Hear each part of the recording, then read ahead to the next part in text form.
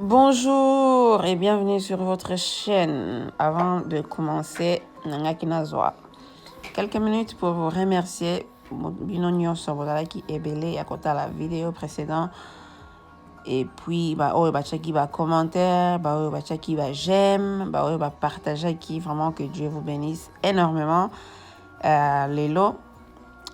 Nazo sala démonstration mukie na ndenge nini nasokolaka suki na nga na baproduit oyo eza désigné mpona bacheve ya bato ya mindele.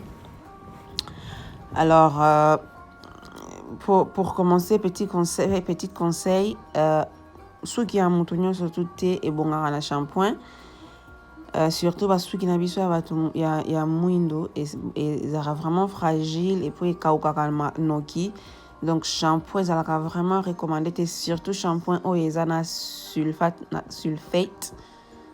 na kati. Alors mais moi ça m'arrive des fois que naza na shampoing en sulfate mais naza na besoin na sala shampoing na suki nanga, donc na utilisaka ba shampoing normal na kosomba na magasin, mais oyo eza quand même moi un peu désigné na suki na biso, mais na ko modifier ngo kaka mukie pona esimba na suki na ngai. Alors bozomona suki eza vraiment eza ya kokauka, et puis eza vraiment salite na sala ki ba gel et vraiment ezosenga na chango shampoing pona ba salite vraiment nyonso elongwa bien na moto. Alors pour commencer, vous en avez besoin ça la moi massage na cuir chevelure, histoire kaka réanimé, circulation à makila, et ensuite au longoli ba salite ba suki nyonso to ekufa na mutu na suki et au rincer yango na mai ya pamba mai eza tiède au rincer. Avant de continuer, on a rappelé au s'abonner, ceux qui n'ont s'abonné te eza ya ofele. Avant que ça la shampoing, ils ont toujours recommandé au sala bain d'huile. Donc au tché huile ya moto na mutu, au massé mutu, au tiki yango evanda pendant quelques temps, 20 à 45 minutes. Au ça la huile ya choix na yo, ngana saleli huile d'olive 100% naturelle. Et puis naza na tonte ya kozela evanda 20 à 45 minutes, et yango wana nazo chamba la moko shampoing na mutu. But ya huile eza pona elembisa shampoing, surtout shampoing oyo eza na sulfate. Voilà, on a nazo cha shampoing, nazo concentrer mingi na cuir chevelure, et puis na katikati ya suki. Après shampoing au rincer yango lisusu na mai tiède. Allez, après shampoing, après qu'on rincer shampoing, ozo ça là au kotia baie de crème. Alors baie de crème parce que ça désigné pour na cheveux naturalité, nazo sangi sango na huile d'olive ou bien na huile ya coco pour na esimba na suki na ngai. Voilà, na kaboli ba suki na partie parce que nazo banda ko vraiment ko sala suki de façon que na longola ba nenyo so ba benga nini ba mazita nyonso ekangami na suki ba suki nyonso oyo ekufa elongwa vraiment bien. Okoki kosalela maboko soki suki na yo ezosenga osala na maboko, mais soki ko eza na résistance eza ko ba résistance eza makasi, okoki kosalela brosse, okoki kosalela peigne.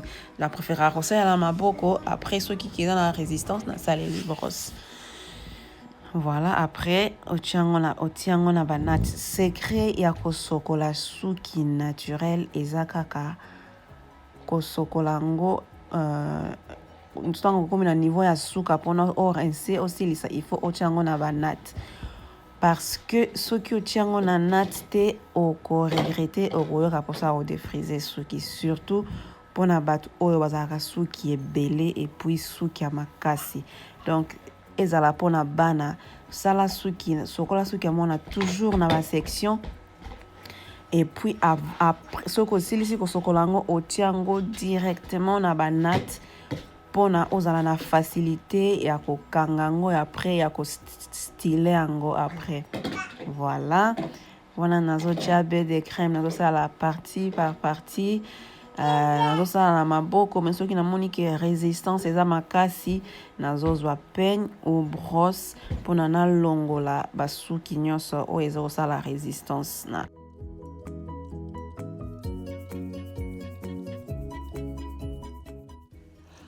voilà tosisi koaplike bain de crème et puis step ya suka etikali orince yango nyonso bien après korince nakozela ekauka moke mpona naya kosala routine ya hydratation mais comme toza tellement déjà butu makasi et puis nazokende kolala alors nakozonga prochaine fois nalakisa bino ndenge nini hydrate suki ya bato mwindu to oyo ezali non défrisé.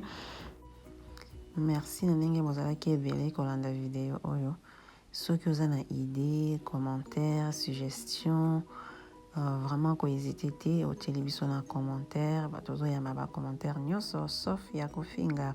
Bye bye.